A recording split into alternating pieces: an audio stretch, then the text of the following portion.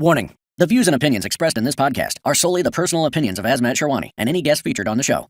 These opinions do not reflect the views of any other organization, Azmat Sherwani, or his guests, who are directly or indirectly affiliated with. All content shared is for entertainment and informational purposes only and should not be considered as fact. Any comments made about specific organizations, in particular, are not limited to Uber, AutoCab, iCabbi, Cab9, or Cordic regarding their operations staff or data sharing practices, are purely personal opinions and are not to be taken as factual statements. Please consider this podcast as subjective commentary and not as verified information. Enjoy the show. Did Ride try to acquire Cab9? I think it's honestly ridiculous to fall out over somebody saying something about it. And it's not everyone, but there's like too many people with a negative vibe have a voice. Did you switch off CMAC when they got bought out by ComfortDelGro? One for the road. One for the road, are you ready? Let us sit and talk, take a sip and talk. Take a sip. One for the road, everybody. Let us sit and talk, take a sip and... Mr. James Bradley, welcome. Hi, how are you doing? Yeah, I'm good, mate. I'm good. It's great to have you on. When I was initially doing the podcast and I thought of the kind of people who I'd want to have on, you were definitely on the list. So I want to say a massive thank you before we start for giving us the opportunity and coming on and having a chat with us. I'm surprised you agreed to it, actually. Yeah, I think. But once I said, stick to me word. Yeah, no, I appreciate it, mate. I appreciate it. I think usually when we do our chats, it's more. It's usually on the ski trip. Yeah. After many drinks, going down the slopes. So, but yeah, I think it'd be great for the industry to hear your thoughts on some key topics and really get a better understanding of what your feelings are for them as well. Yeah. So we'll start by doing a cheers. As you know, one for the road is all about having a drink. So cheers to you, mate.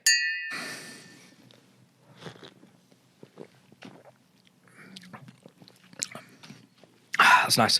So I would say that you are now the powerhouse in Liverpool. You've over 2,000 cars now, is that right? Yeah, it's about that, yeah. Yeah? Yeah.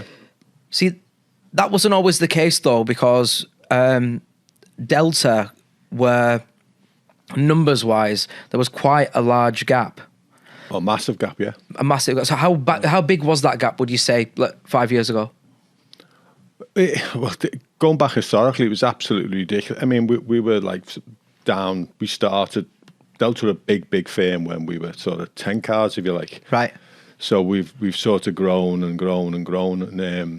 then I'd say the deregulation, Uber coming to town was good for us, believe it or not, because it basically firms that weren't available for 10 years, 20 years are suddenly for sale. Yeah. And then we bought them all up.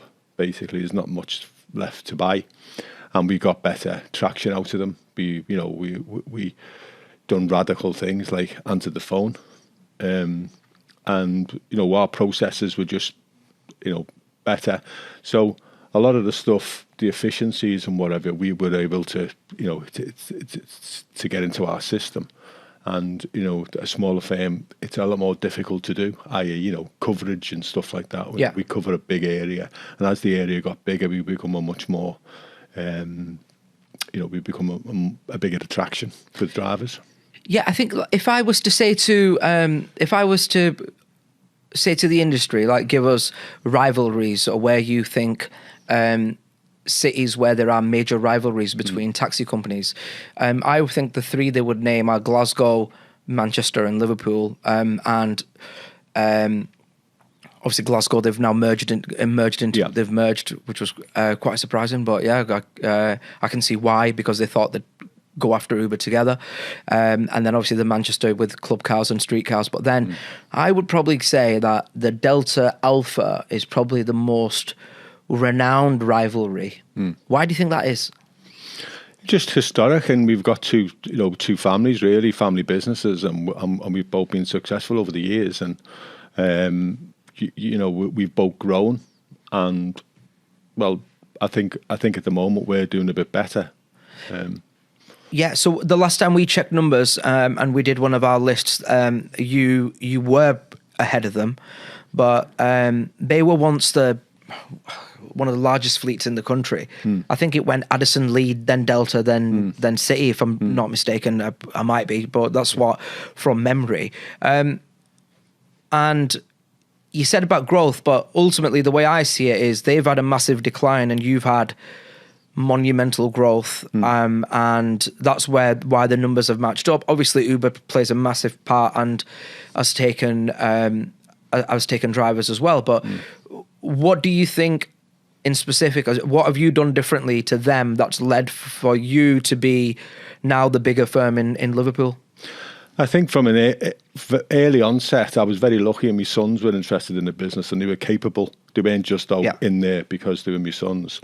And we got we took on some young lads, well, younger than me anyway, in terms of tech and whatever. And the senior management at Alpha, I'd put up against anybody in the country. And they've been very, very, very, aggressive and successful. And they don't like to lose. They don't like to lose the job. I've seen managers go over the table at each other over losing 30, 40 jobs a month. Yeah. Not, and this is the type of enthusiasm they've got for the job, and passion.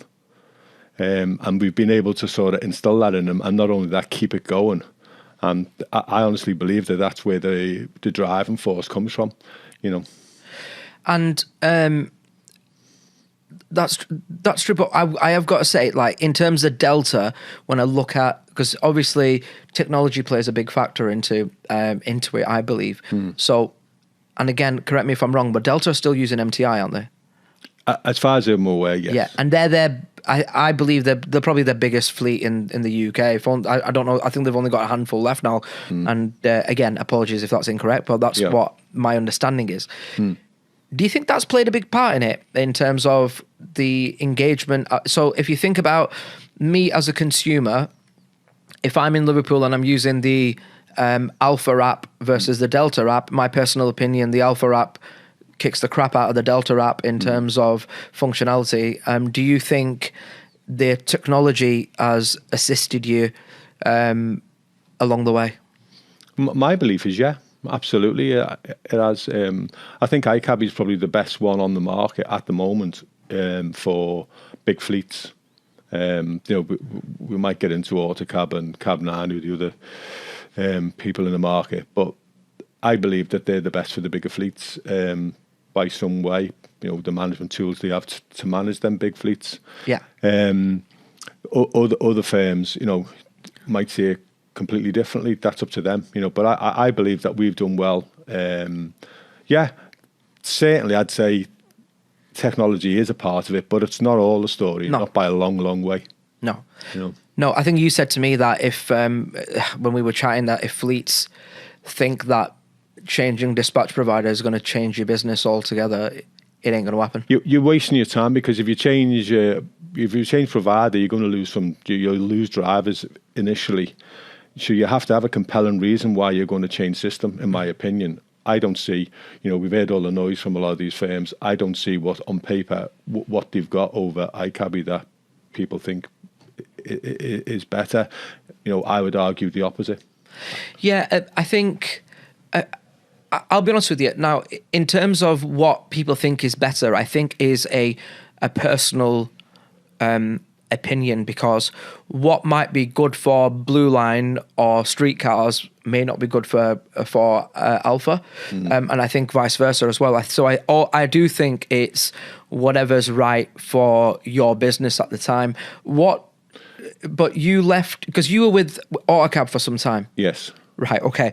What led to you moving away from AutoCab? Because you left quite some time ago, so obviously got nothing to do with the Uber stuff or any of that that I've heard previously on podcasts. So what led to you leaving, or what made you do? Well, we basically had a number of meetings with the new CEO, Safa, and I didn't really like the noises he was making, if I'm honest. He seemed to want to think that they were going to take over the customers and we were going to look after the drivers sort of routine, and that was never ever going to happen. Yeah. So that it was, conversations like that decided.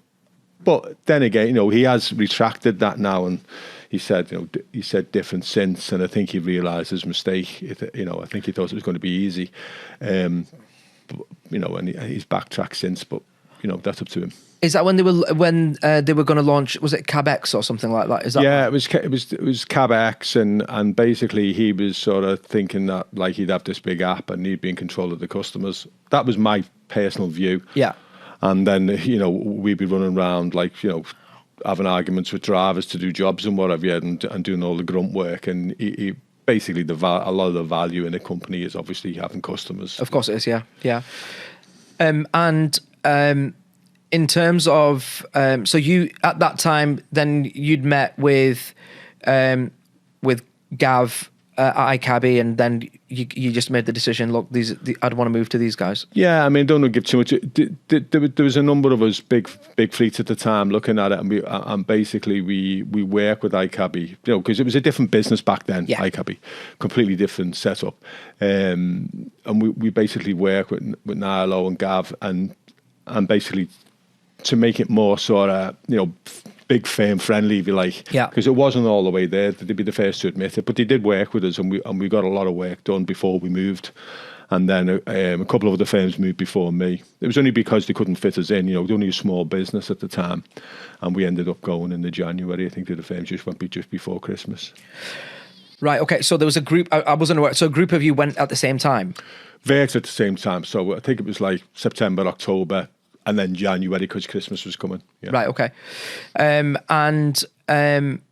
wanted to ask you about that. Do you feel that there is should we say, a clique of fleets, and I say a clique because I don't know if it comes from ride days, but there seems to be a group or a consortium of powerful fleets. Okay, a lot of them have sold out now, and I'm not calling them sellouts, by the way. Just saying that they've actually sold their fleets. Yeah. But what I'm saying is, and I don't know if you're aware of it, but the rest of the industry does see it as a clique. For example, the lads who go on the ski trip, and they see you as a clique. Are you aware of it? What are your thoughts on it? Not really. No. I mean, during the club,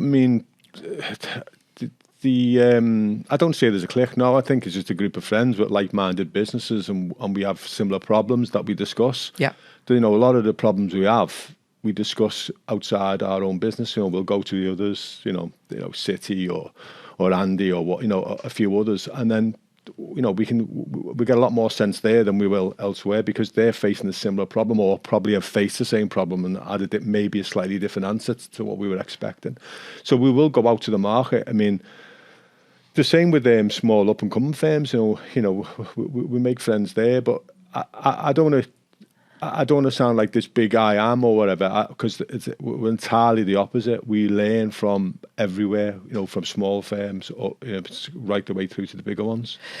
I think again, going back to what I was saying about Delta and yourself and the differences and stuff.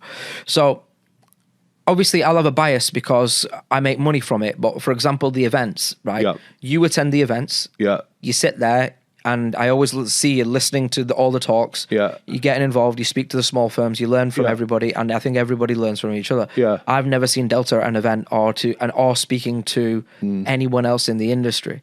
Now, I think, from my opinion, is if anyone, I'm not saying that Delta do this, but if you put yourself in a box on your own and close off to the other end industry and say, I'm going to be able to, I'll look after myself, it ain't going to work. Yeah. We have a saying for that. We call them a legend in their own backyard. Right, okay. So what we go out to, and we'll go out to the firms and say, you know what, they're actually doing better than us there, or they're doing it a little bit differently there. That could mean this, that could mean... We play about with stuff. Yeah. And especially when some firms, they talk about changing systems and whatever, you could actually... have they actually looked at the system they're on, and could they get more out of it? There's people there I know in iCabbi, Ben and Josh and whatever, they can go to these businesses and show them different settings and different ways of what other firms are doing. Yeah. You've got to open your mind. And, the first point of call is the system you're on. Are you getting the most out of that system? Go to another successful business on that system. Yeah.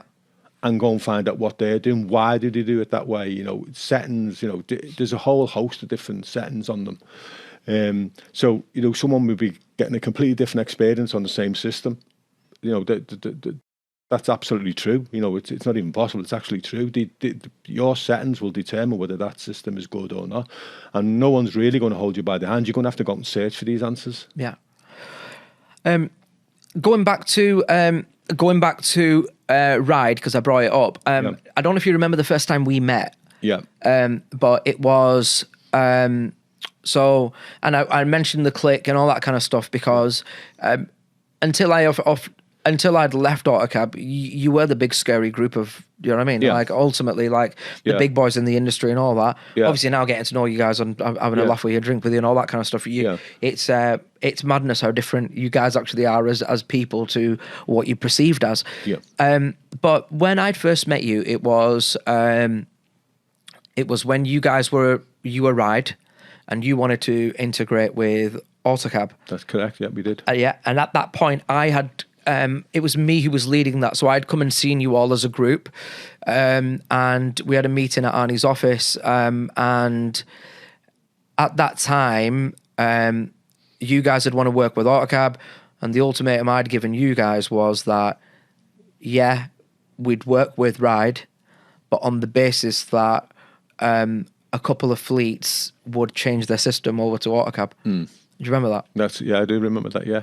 And that, I mean, that was the thing, because we got criticised, Ride, that we were just exclusive to iCabbi. We just, you know, we tried with all these other firms. You know, I'm not going to go into each one, but we did try, and integrate, and basically the firms didn't want to do it. For their own reasons, I don't know why, but they just didn't. So ultimately, Ride became an iCabbi, you know.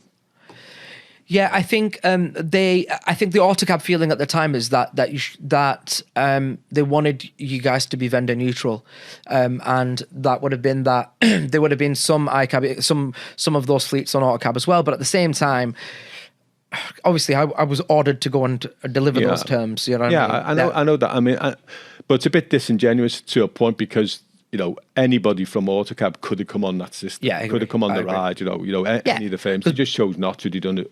I don't know why, but ultimately we were open to any AutoCab firm joining as long as AutoCab would integrate. They played about a bit, give ultimatums. So each individual firm, I did not want to join AutoCab, so I can't then tell somebody else to Ride benefit. Yeah, you can't. You can't dictate to another fleet, change your entire system and have a massive. I wasn't prepared to do it, so I'm not prepared to tell anybody else. No, and I think I don't know if I recall correctly, but I think Bash was interested at the time or something like that. And I think so. They ultimately, if they would have done the integration, then they would have got. They would have got some of their fleets who would have been on Ride and a part of the group. So, I'm not. Yeah, I wasn't 100. It was one of them. I was sent to deliver terms. You know what I mean? Yeah, exactly. You know, they weren't my terms. Yeah. We say. Yeah. So, while we're on Ride, okay, do you believe that Ride was a failure? No, I don't. No, I don't. It proved to the industry that, you know, we could come together and make something in the tech world. Yeah. Number one, it done that, and number two, it's in my opinion, it's still one of the best apps out there, and we haven't done any development on it for 3 years. I mean, it's an open secret. If we had, it would probably still be the best by some way, in my opinion. So for me, it worked brilliantly. For others, it worked brilliantly for a long time, and then they've sold or they've done different stuff, you know, so, you know. Do you think it was a mistake for you all not to rebrand as Ride Liverpool, Ride Newcastle? Because if you're looking at Veezu now, because of the national brand now, you get like so people who are within the industry know of Veezu, or if you live in Sheffield, you've heard of Veezu, or Cardiff or whatever. But now consumers, app users, taxi users, passengers across the country are recognizing Veezu because it's now everywhere. So do you if you would have at that time, as a group of, I think it was 16 of you, something like that, if you would have done 16 cities across the UK and now all had Ride as your as your branding? Do you think it would have worked better, or do you think it was a mistake? I think not it doing definitely would have worked better if people would have been prepared to do that. We were prepared to do that, and the problem, I think it's been said before, and it was basically too many kooks, you know. So we had basically really small firms on it, big firms on it, and they wanted different things. Yeah. You know, this was muted a lot of times, you know, to basically go under the one umbrella. It never ever happened for one reason or another. You can't dictate to people. You know, it was never the intention of Riide to dictate to people. But ultimately, I think it never made them tough decisions, and because there was 16 people involved. If there'd have been a lot less, I'm sure we'd have made better decisions, in my opinion. Yeah, I was invited to one of your AGMs once, and yeah, you're right. There was a lot of opinions being thrown about by a lot of people, and it was. Did you actually have a CEO though, or one person who was leading it? And we did, yeah, for a long time. But ultimately, he was hamstrung by the owners. And this was the problem. There was no clear sort of way forward, you know, with everything. And a lot of people didn't have the money to invest in it. It needed more money, in my opinion, more money invested in it. And it wasn't getting it. It was all right for the technology, but the technology was only one part of it. It needed to, as you say, with branding and other stuff, you know, come to the fore. You know, I think, you know, this thing now that they've got where they're all working together and whatever, that needs to be a national thing across all systems, across all dispatch companies. But at the moment, everyone's playing it for their own. So, sorry, you believe that the work should be shared across? Across dispatch companies, yeah, I do, yeah. Okay. That's better for me. If I'm going for a contract that's got somebody in London and I can, you know, Cordic strong in London, I can swap with them, yeah. Yeah, I think the problem where it lies is that they that a lot of the firms, so AutoCab don't believe that they need iCabbi to be able to share work because AutoCab have got the coverage nationally. iCabbi feel the same because they've got massive coverage. No. And then the people who've been leading this is Cordic, and again, I don't know if you heard the Bob Nixon podcast, but his opinion is they don't have the coverage, and ultimately, and now they do Cab 9, but he was saying that they're smaller, they don't have the coverage, and the reason Cordic were doing it because it was a new revenue stream from them. So yeah, well, I can understand, you know, his position, but what I'm saying is for the industry, if we had proper coverage from, like, you know, from Land's End to John O'Groat sort of thing, it'd be better, wouldn't it? 100%. So yeah, I didn't agree with him on that. So at the time, I'd said, and do you know what I mean? And by the way, that's not what I was saying. That Cordic's reasons that. I'm just saying, I was just reiterating what Bob had said. But I do think that in terms of, if we're going to be able to combat Uber because that's where the fight is, ultimately, they're the problem. And if you want to be able to fight them, then yes, it would be great if there was national coverage. However, how they go about doing it, I've absolutely no idea, because they're all separate commercial entities who need to make money their own way. There's a lot of paranoia, and there's a lot of there's no love lost, shall we say, between them all, right? So ultimately, how do we get there? I don't know. The Cordic offering, I don't think these guys are going to go for. I think they've all made their opinions very clear. Yeah.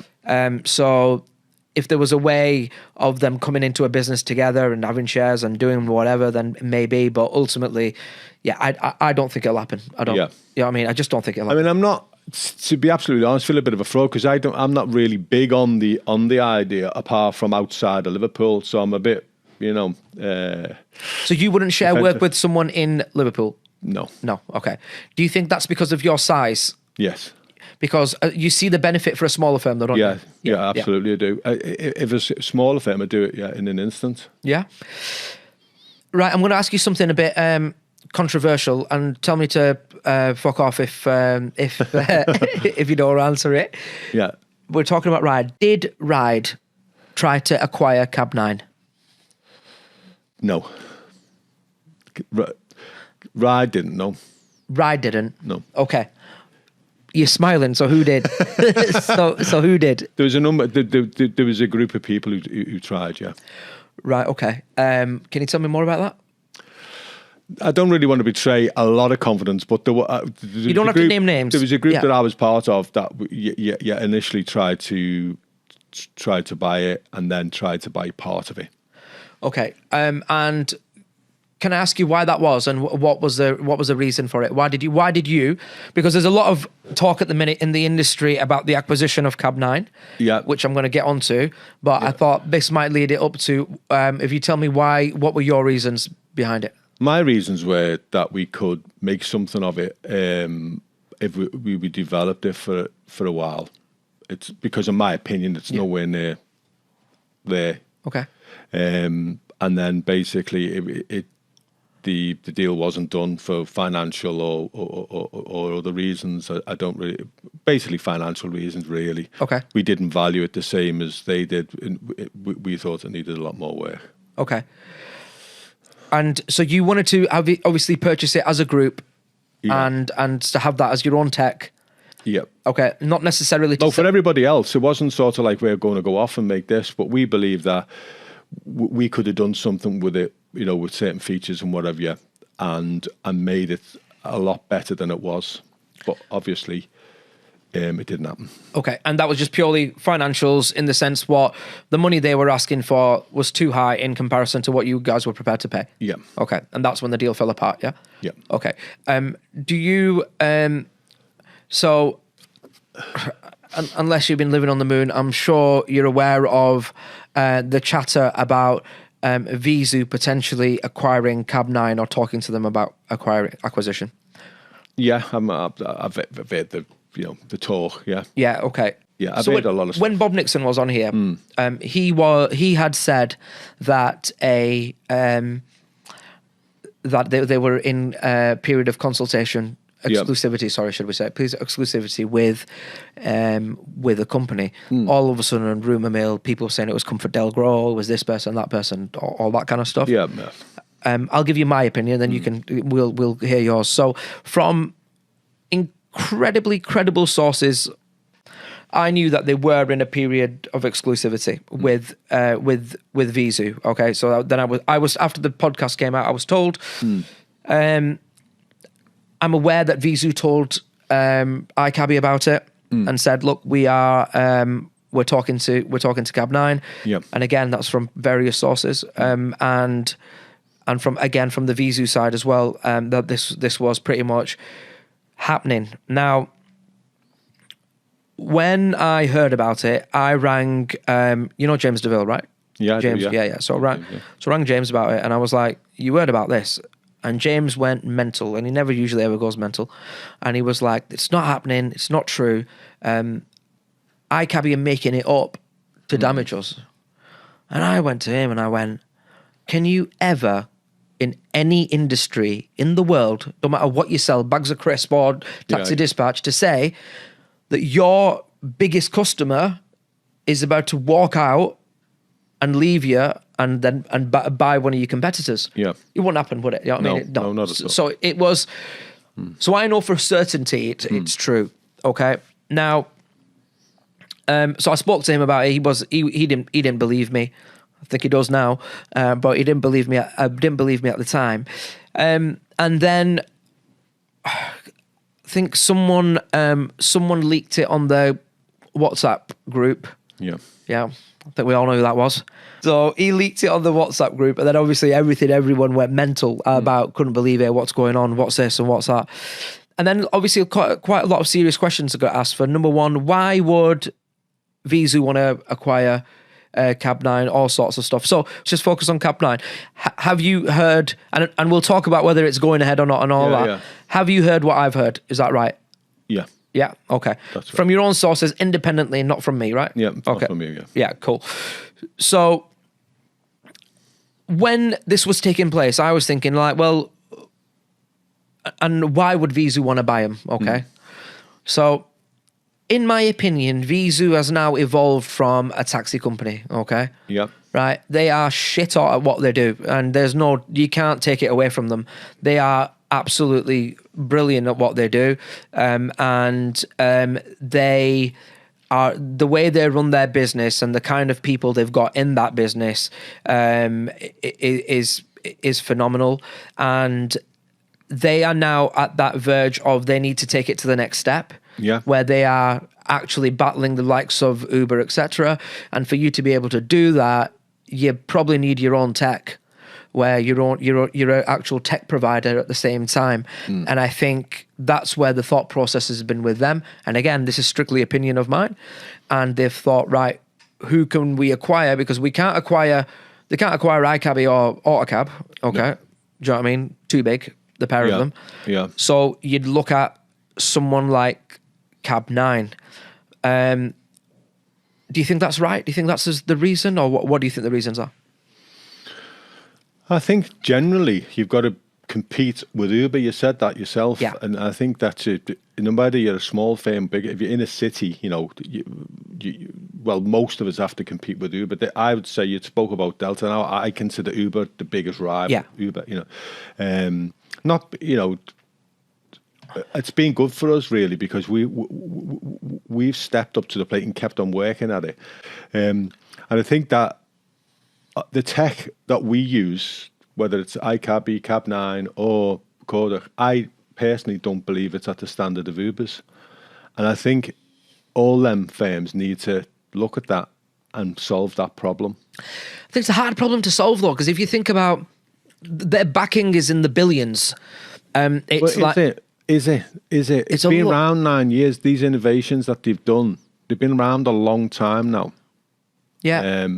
I don't believe that it's that hard. I believe it's hard. But I don't believe it's impossible. And I don't believe it's all about money either.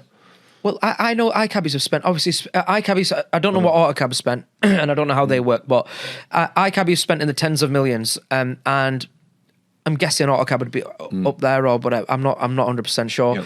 Yeah. But your other firms, whether you be Cab Treasures or the other small, whoever it may be, there is no way for them to be able to spend that, because that is more than their, do you know what I mean? I'm guessing it's more the annual revenue of the likes of Kodak or Cab 9. Do you know what I mean? Because they've got Uber and Renault backing, they can spend a ridiculous amount of money. So ultimately, you would expect the best tech to come out of AutoCab and iCabbi. You would do, because financially, it's the backing, isn't it? Yeah. I'm not saying that is the best tech, but all I'm saying is that is where it should be. And if they're spending millions on like acquisitions of different organizations and stuff to get their tech better, like. Well, I know with iCabbi, because obviously I work with them very closely. If they, it's pretty simple. They'll work with you, or they'll buy you out and put it into their product, and simple as that. And they've done that to their success. So, but I don't believe that iCabbi, AutoCab, or Cab 9 are as good in tech as Uber. I don't see it. That's my opinion. Well, if you look at the app and the way it is, then yeah. I mean, I get where you're coming from, but I would say, I'll tell you what, I'll agree with you as a passenger. Yeah. As a passenger, yes.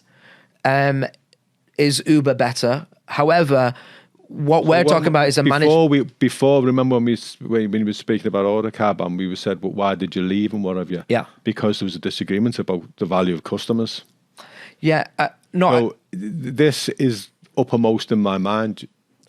No, I get that, but an Uber isn't providing. So the technology that a taxi dispatch company provides is everything from your account work, your back office, all that kind of stuff. Yeah. So we're talking about, as an entity, as a whole, it provides, those businesses offer you a 360-degree solution to run every part of your business. Yeah. But Uber wouldn't provide you to do that. This technology is built specifically for a taxi company, and it's different. If we compare the apps, then yeah, you've got a point. 100%.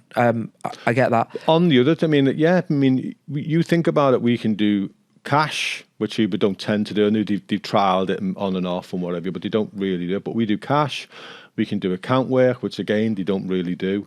and we do telephone work again, which Uber don't do. Yeah. So we should be winning, not losing. Yeah, I think it's the demographic that uses the app keeps growing. Yeah. And the people who you make the phone calls is decreasing, and that's why that's why I think the growth is coming from. So our acid test from year to year is, are we growing? Acquisition aside. So if we, you said before, we have acquired a lot of companies. That's why we've had a lot of the growth. Yeah. Yeah. But organically below that, we've got organic growth. It's small, but steady. Yeah. Now we think that gives us the confidence, not really the acquisitions, because acquisitions, they run out. You've got to, what you're left with, you've got to run with, if you know what I mean. Yeah. For, going forward for a long time, because you can't just keep buying, even if you've got the money, because you run out of things to buy. And, we get that bounce. Yeah, that's been part of our success. There's no question about that. But ultimately, you need, if you're a taxi company, you need to look on your jobs or whatever year on year. Are you growing or are you not? That needs to be the acid test of the industry. Now, a lot of people will say we're making more money now than before lockdown, but they're making more money because they're charging more. They're not making more money because they're doing more work or more drivers. And I think that everyone doesn't tell the truth. They all say, "Oh, we're making make big of it," but the real truth of the industry is it? My it's a question rather than anything else. Is the industry growing or is it getting smaller? And why?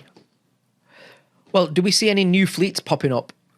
Like, I don't think you do you? No, I think that's a bit different, because it's a lot harder now with the technology.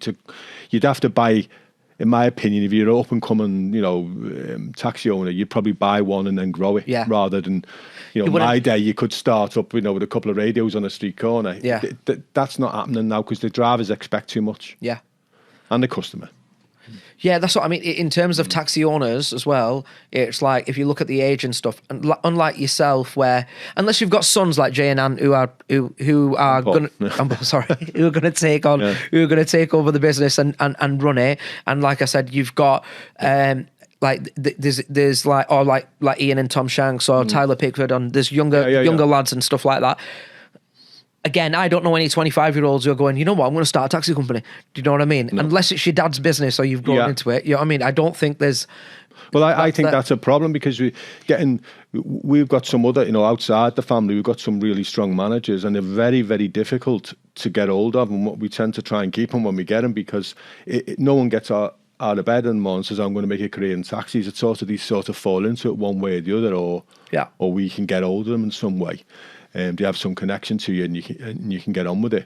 But getting good talent into the taxi industry is a problem. There's no question. It's not it's not a popular industry, let's say. Okay, so going back to Cab 9 and Veezu in terms of an acquisition. Yep. So those are the reasons why I believe that they would want to buy it. I'm now told from various sources that it ain't happening. Yeah. Okay. Have you heard the same, or what have you heard? Yeah, it's similar. But you don't know, do you? No. I mean, it wouldn't surprise me if a deal was done or wasn't done. At the end of the day, most businesses are for sale at the right price. Yeah, and do you know what? That's what the frustrating part was for me, is when it came out, the Cab 9 fleets wouldn't believe it. Few of them said it was, a couple of people said it was scaremongering and what this, and why would it sell? You've just said yourself that you were going to acquire them, but the sale fell apart because of the financials. And I know for a certainty that they were in a period of exclusivity with Veezu. So ultimately, this belief that Cab 9's not going to sell or whatever, in my opinion, is mental, right? As in, why wouldn't they? Do you not think that iCabbi sold? They sold out. They sold out to Renault. AutoCab sold. Do you know what I mean? Yeah. It's only a matter of time until someone buys them, okay? Yeah. Now, I think the interesting part for me was if Veezu had acquired them, okay. So I'm sorry, just to go back to, right, so what I've been told is that after due diligence, they've decided it's not there and they've decided not to purchase. Yeah. My interesting part for me is, though, is like, if Visu had acquired them, so would it have been available to the other taxi companies? Do you see what I'm coming from? Yeah. Because if they're already with iCabbi, right? And if they wanted it to offer it out to other taxi companies, why would you spend millions of quid acquiring Cab 9, right? Because you just think, well, I'll just stay where I am. Yeah, yeah. Right? So if you buy your Visu, you want your own tech. Yeah? Yeah. You buy Cab 9. Yeah. Well, what are you going to do? Why would you have other taxi companies on it? Well, you wouldn't, would you? No. No, that's what I mean. So I don't think they do anything underhand. I just think that the other probably them firms may leave Cab 9. Yeah, this is what I'm saying. Yeah. You know what? You hit the nail on the head then, right? The word underhand, right? Because some people get a bit defensive on, well, yeah, my dispatch provider ain't going to sell and they're not doing this behind my back. No one is saying anything is underhanded or doing anything behind your backs or whatever. Well, guess what? It is business. If the right offer comes along, you know what I mean? Tarpit is going to sell his business, right? Absolutely. And you know what?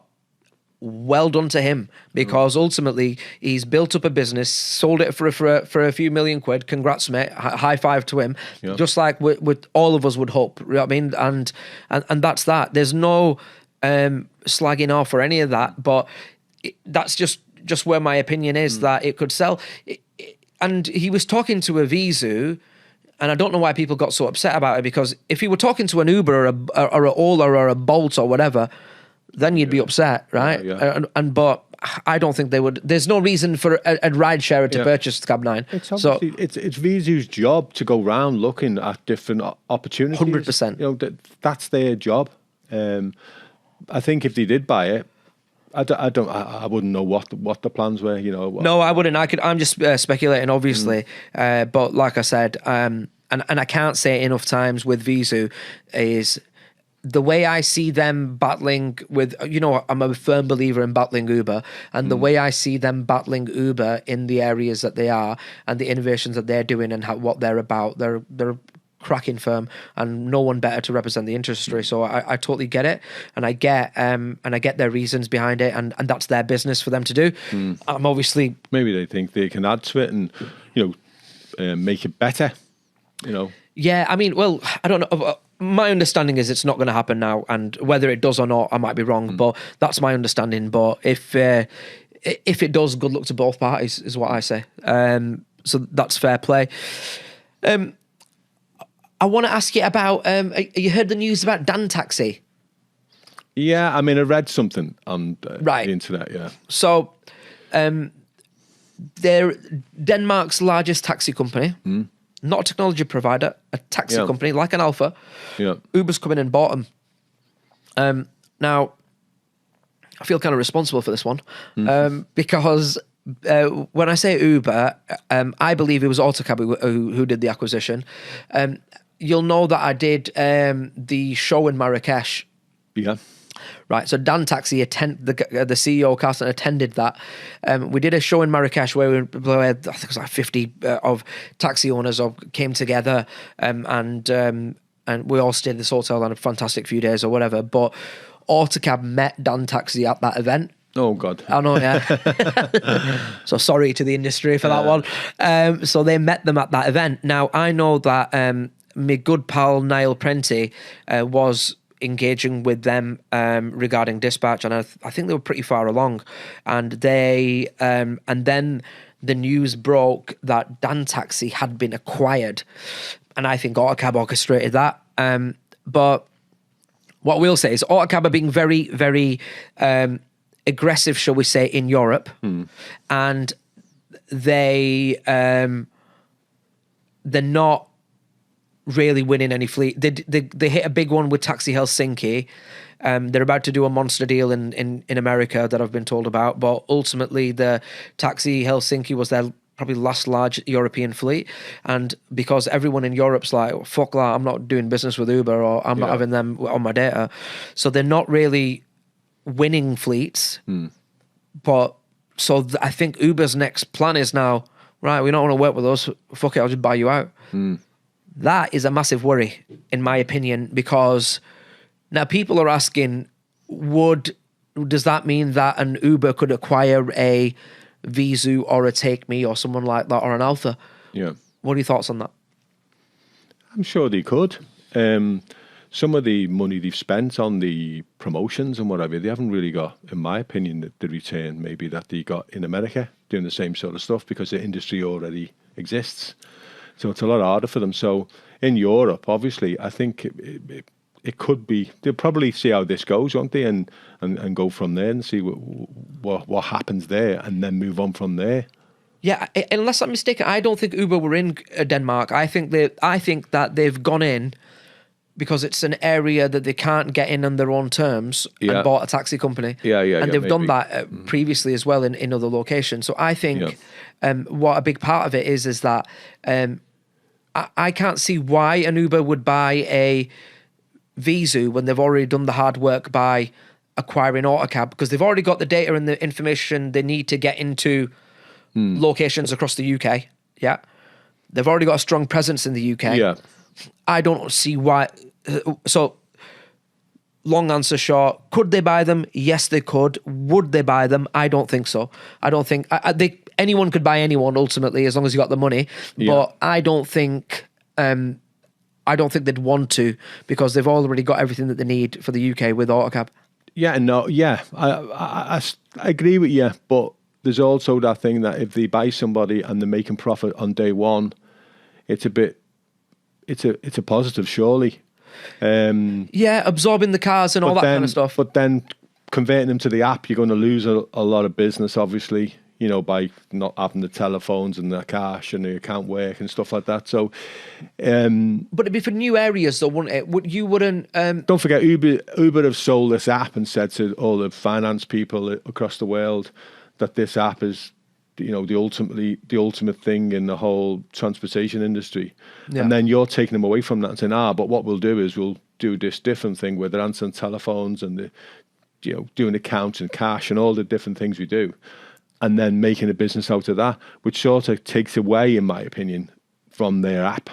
Yeah. So the only way they do it, in my opinion, and it is only my opinion, is if they could convert everything back to the app, and there'd be obviously wastage there then. Yeah. No, fair play. But it's, for me, it's just literally, if Uber's already in Sheffield, do they need to buy city taxis? Not really, no. That's what I mean. This is what I'm trying to say. Yeah. It's like, and I think Veezu are in, the locations are in, the majority of those locations are locations where Uber are already operating. I think these big firms probe, don't they? That's why they bought AutoCab. Have a look. Yeah. Have a look at the industry. And that's what they've done through AutoCab. They've probed, and we all know the ill-fated, the job share and whatever with Uber and where that ended up. But, I think they just experiment. Well, they are doing that job share in various countries. So for example, if I'm not mistaken, I think Luxembourg, Uber didn't exist. They've done a partnership with a company there through AutoCab and got in. Not a big firm or anything like that, but I was actually at like you've got the LPHCA or trade organisation for the UK. I was at the one for Europe, and I was invited there last month, and I'm not joking. I thought I was going to get there and it was going to be a bit of it might be a good idea, AutoCab or whatever. Every single fleet there were saying you'd have to be mental after what had gone on in the UK to have them as your dispatch provider. Yeah. Like every single person I spoke to was like, you'd have to be mental. Yeah. None of the big fleets are entertaining it, but that is what AutoCab's main goal is now. Is literally to get as many people partnered up with Uber as possible. So yeah, I don't think that anyone in their right mind in Europe would want to work with them. Right, okay. So since we're talking about Europe, yeah, I read a little thing online today about you becoming a reseller for iCabbi. Is this true? What can you tell us more about that? I'll do the interview now. Yeah.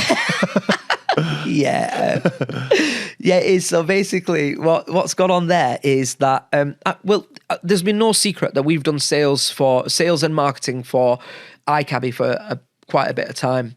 I've wanted to have a reseller agreement with them. And the reason I wanted a reseller agreement is because ultimately it's great for Dotted because we're not just getting paid a commission. It means that Dotted are going out there and we can invest our time, our money into going out into Europe and doing what we do best and bang on doors and get people converted. But it's us who have the contracts with the fleets of the contracts with Dotted and not with iCabbi. Yeah. It's great for our growth. And I've been asking Mick and Bob and Barry for some time for it, and Niall, should I say? And they've just said, look, if they were happy, if we could prove ourselves, they'd do it. We did it. We did that. We've got a cracking relationship with the lads, and it makes sense for us to do it. I made a solemn vow some years ago after AutoCab that I would never sell dispatch, but into the UK. Yeah. And I'm sticking to that. So I've got no involvement with iCabbi in the UK at all. And to be honest with you, I wouldn't want to do the UK, and I couldn't because they've already got a really strong team in anyway. But ultimately, I think then because of the shows and sponsorships, and it becomes conflict of interest.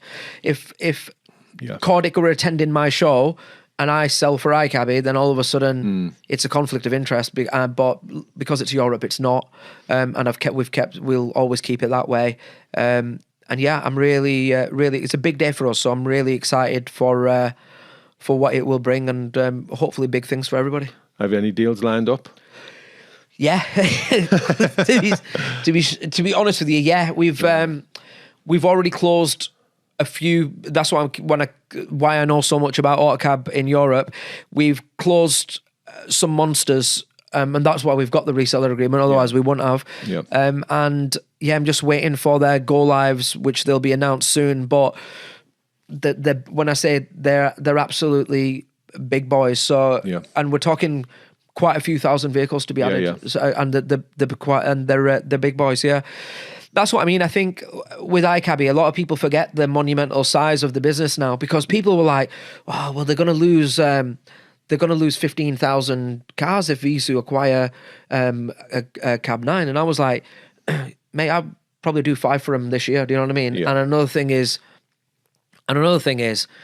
that would put them on 95,000. They'd still be the biggest in the world, even if Veezu. Don't get me wrong, Veezu are a very big, important part of their business, I'm sure. Yeah.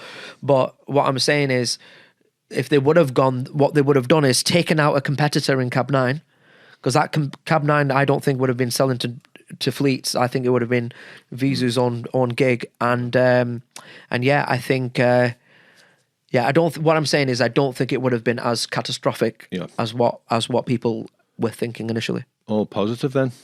All positive for me, mate. Yeah, I'm raring to go, excited about it. While I've got you, I should ask you about VAT, Sefton appeals, all that kind of stuff. Yeah. You were you were the first. Yeah. Yeah. So basically, what's going on?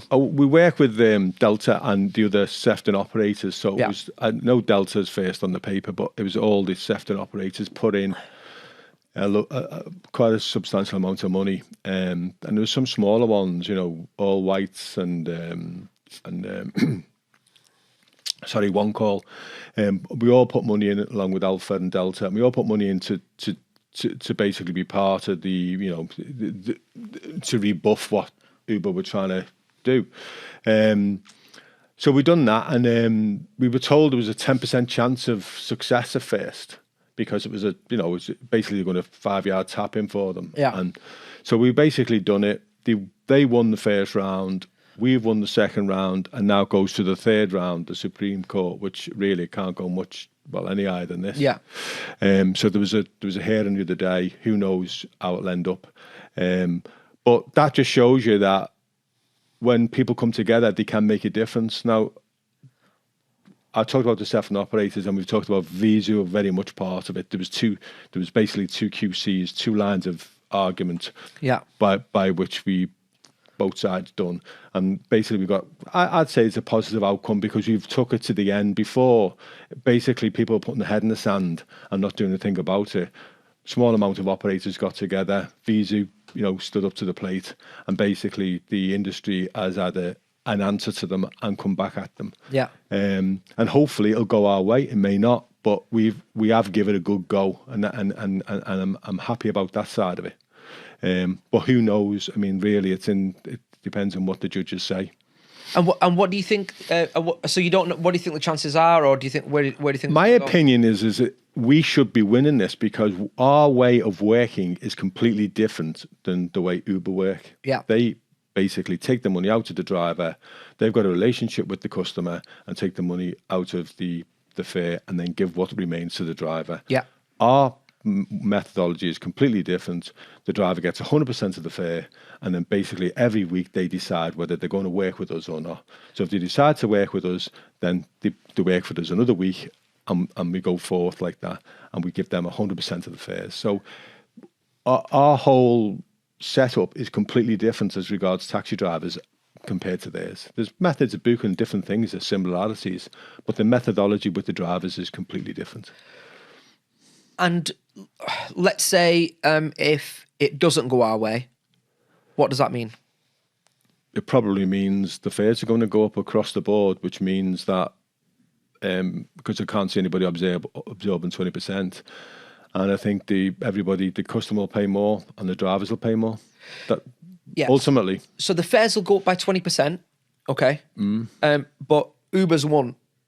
Yeah. Uber's fares won't go up, will they? Because they've already got it, so they're already paying it, right? No, they're not paying. They're not paying it now. No. Okay, right. Sorry, I thought it was. They're paying on this some scheme to do with operators, tour operators, aren't they? They're paying some sort of scheme along that. They're not paying the full amount, so the way we would on our account work. Right. So if it doesn't go our way, will Uber continue to do this scheme thing that they're doing now, and they won't have to pay it, and we will? Is that what you're saying? Well, everybody's relationship with the taxman's unique to you. So it depends. It's very difficult because everybody would have to decide what they were doing themselves. I can't tell you what Uber will do. I think they want everybody, the way they see it, they want us to be in the same position as them. We're saying, well, we're a different business than you. We completely act differently as regards the finance and dealing with the drivers. We're a completely different entity than you are. Yeah. And the judges have agreed up to now. They've appealed it. We'll have to wait and see. Then what they want to do is drag us into that argument with them. We don't want to become part of that. So obviously there's been a court battle. Right. Okay. Fair play. So it's all hands on deck. See what happens. Then it's a bit of a worrying one to see what happens. But ultimately, I don't think many. From what I can see, people aren't that worried. Or do people think it's going to go our way? I think people think it'll go our way, but it may not. I'm one. I mean, we've been part of it along with the others, obviously, but it may not. You never know, do you? You just don't. I see the arguments, and I can't see why we would lose. Well, following AutoCab's Uber Local fiasco and what happened, then obviously when I've covered it before, but when Uber launched in those areas and they're offering incredibly aggressive pricing, the last thing we need is a 20% increase on our fares. Yeah. I mean, if you're going to be in a pricing, because people feel like they're in a pricing battle with Uber, if you got a 20% increase going on, it's not going to be great, is it? Another thing I need to talk to you about, okay? And again, tell me to fuck off if you don't want to answer it. Did you switch off CMAC when they got bought out by ComfortDelGro? Yeah, we did, yeah. You did? Yeah. Okay. Do you want to tell me the reasoning behind it or why you did that? Well, the only reason was there was a local firm that Argyle that were owned by them. Yeah, by ComfortDelGro? Yeah. Right, okay. And in Chester. So basically, local to us, there was firms owned by them. So we didn't want to be sort of, oh, you do this job, you do that job. We just thought, well, no, we don't rely on that business. No. We can get business elsewhere. And we're not going to give it priority if it's obviously doing a job for the people that own Argyle, whatever. There was nothing untoward in it. It's just we didn't agree with. Yeah. Did you have you switched them back on since? No. You don't want to either. you're not going to, and it's because of that. It's because of that. Well, we're not waiting round for them to ring. It's to give us a few jobs, a few scraps. But didn't you get a substantial amount of work from them? I didn't think, and I'll tell you why. Believe it or not, like I've actually experienced it. My car broke down in Liverpool, and I rang the agent, and they got me a taxi, and it was a CMAC text message, and Alpha picked me up. Yeah. So it works. So I'm just wondering what. So like, didn't you get substantial work from them and thought process on that? We did get a number of work, but we did get work from them. There's no question. It was good work, and I've got nothing bad to say about CMAC Define, but it was just that we didn't want to do work for the local, like the local rival, if you like. Yeah. And we didn't want to be second fiddle, so we just made a decision not to do it, and that was the decision that we come to. There was nothing in it really, and it brings me back to the way Liverpool is. It's a busy, vibrant city, and there's a lot of work out there. So if you're doing work for someone, you're not doing work for something else. And I think a lot of firms have got to think like that in future. They basically jump at the first offer sort of thing. It's managing your demand is a massive thing. That's why I never wanted or never thought that the local thing with Uber would take off, because I was thinking, you're busy anyway. Why would you be doing work for somebody else in your peak hours? Because that's the only time they're going to use you. They're not going to use you when there's a line of drivers waiting for work, are they? They're only going to use you when they can't cover the work. And when they can't cover the work, we're having trouble covering our work. Yeah. So that's why that was one of the reasons I just thought it wouldn't take off. And obviously people thought differently, and look where it ended up. Yeah, I mean, going back to the CMAC stuff, I know, like, the day it happened, because I know you were quite vocal about it on the group. I spoke to Roger Jacobs, good mate of mine. I have a really good relationship with CMAC. And they, I think he was a little bit gutted. I think he wanted you guys to sort it out, shall we say? Or have, I'm not saying that you've had a fallout, but I'm saying to be able to well, there's no fallout. There was nothing. There was nothing like personal or anything like that. It was the door's always open, sort of thing. But we just decided we weren't going to do it. So I've touched on this previously. Me and Akil spoke about it. Akil was very passionate about this, right? And is about people, because you're in the group. I'm in that WhatsApp group as well. People falling out over dispatch providers. What do you thought? Because, like I said, it does happen, and people get offended and whatever. Just like I said to you earlier, because, like, tooting my own horn, but I consider myself a industry commentator, should we say, or whatever, because I think I am now. Yeah. And whatever the current affairs are, I'm meant to comment on them, and I was commenting on the Visu Cab 9 stuff. I think I've taken a bit of flack for it, and otherwise people just seem to get offended, fall out. And I'm not just saying it's just a Cab 9 lot, because it's clear some of the iCabbi fleets have done it as well, where they get offended by certain stuff. So what are your thoughts on all the falling outs that we keep happening? I think it's honestly ridiculous to fall out over somebody saying something about whether your system's for sale or it isn't, because ultimately you've got no say on that. You've got no influence whatsoever whether it's sold or not. It's not you personally or your personal thoughts. And the same on the other side. I just think the industry, and it's not everyone, but there's like too many people with the negative vibe have a voice, and it carries through. And to be honest with it does annoy me. Probably more than it should, because it doesn't really affect me that much. But I just think, somebody tries to do something positive, say like the Kodak guys and Phil, and he was doing like job share. Yeah. And even now with AutoCab trying to do a few things. iCabbi doing. I was going to say fucking hell, AutoCab. Even now, iCabbi saying, doing the job share and the negativity, and I'm like, why? Even if it doesn't affect you that much, it doesn't really affect me that much. Why I'm not getting on there saying bad mouthing it? Because why do you need to? I see it as industry as a positive. I don't think it's a complete game changer, but I think it's a positive thing to happen.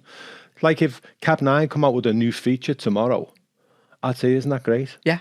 If I thought it was useful, I think that was fantastic. And then I'd be looking at iCabbi to either copy it or do something better. Yeah. So it's a positive to the industry, but what you get in these groups and this sort of like negative all the time. It was always the same about Riide, and you'd be accused of all kinds. People saying to us, I remember a conversation, one of them WhatsApp groups saying Riide would never let anybody from AutoCab or anywhere else code on it, and you know that to be bollocks, that was untrue. But we were getting accused of that continually. Do you know what I mean? So it's just that sort of negativity and people right there to say something, you know, untoward. Yeah. Trying to be important. I just think it's ridiculous. I had to send a legal letter out to the guys at Pro Driver magazine because they had printed, I think they quoted AutoCab or whatever it was, but that Riide and iCabbi owned Dotted. Do you know when we first came out? Yeah. I was like, you fucking wish you did. Yeah, you know what I mean? Yeah. Could do with a bit of extra cash, thanks a lot. But ultimately, it was like, it's mental, like the random nonsense that comes out and how people get so riled up. I just don't think they understand how our industry or finance, you know, commerce works. Basically, if someone's got a product and they're selling it, they will sell it. Yeah. You know, and if someone comes in with a mega offer, they'll sell it. And it's the same for any company. If that offer is that, you know, lucrative, people will let it go. It's as simple as that. No matter who says what on them WhatsApp groups. Yeah, totally. I couldn't agree with you more. It's like with iCabbi launching the exchange. I saw a couple of posts and stuff of people saying, or they're playing catch up or whatever. And in all fairness, like I will say, like if we're talking about exchanges and sharing work, AutoCab launched it years ago. Mate, I'm thinking, and I might be wrong about this, was 7-8 years ago iGo came out, something like that. Is that something like that? So do you know what I mean? Like it's everyone's doing their best to keep up with each other, to provide the best products and services for their own customers, to do what they can. And I just wish that that everyone would get along, and when we do and when we're doing stuff like the Uber, like for example VAT stuff, Uber's getting people together, put your hands in your pocket and contribute. Well, and get involved. This is another thing that annoys me. People have got opinions on the VAT and they're saying this and saying They've that. paid fuck all. And they haven't paid a penny, and you're like, you know, I've paid tens of thousands of pounds for that. Yeah. And then it's all a victory and whatever. But it's just, you know, it's the negativity that annoys me. It's not so much the wrong opinion. It's the sort of negative vibe all the time that somebody's doing something. Even if they are doing it for themselves, it's still a positive for the industry. Who's going to get out of bed and invent something for the good of mankind? You know, we're in business. Yeah. They need to wake up and smell the coffee, you know, and basically it's a commercial world. Totally. I think on that note, mate, I will say to you, first of all, thanks a lot for coming down. I don't have a lot of dealings with Jay and Paul, but I speak to Ant regularly, and I will say to you, mate, you should be very proud, because he's a serious man in the industry, and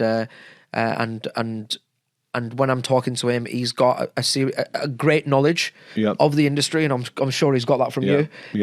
And not just from me, because that's we go back. You know, we go to other firms. We go, you know. Yeah, of course. Yeah.